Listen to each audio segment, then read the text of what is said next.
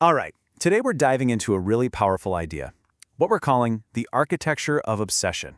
It's all about what it really takes to achieve something great, especially if you feel like you weren't exactly first in line when they were handing out natural talent.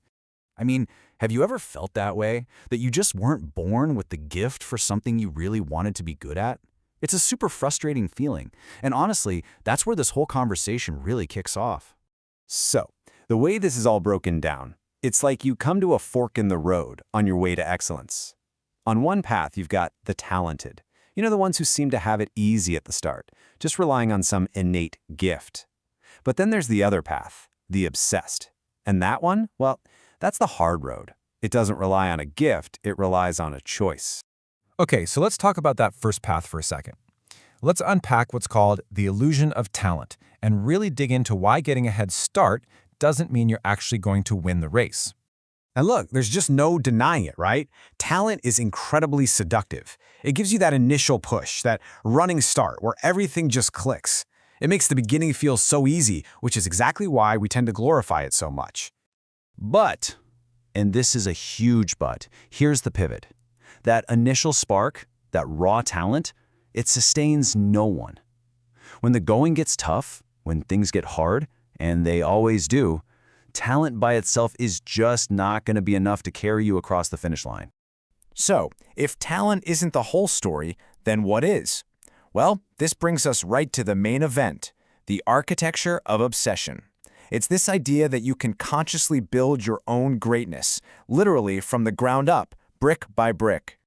You know, the word obsession can kind of get a bad rap, but in this context, it's totally reframed into something powerful, something strategic. It's defined as the necessary choice for anyone who feels untalented to escape just being, well, ordinary. So how do you actually build this? Well, this whole architecture rests on three really solid pillars. Number one, an almost sick level of persistence and perseverance. Number two, having discipline when absolutely no one is looking. And number three, the willingness to just repeat stuff over and over without any applause.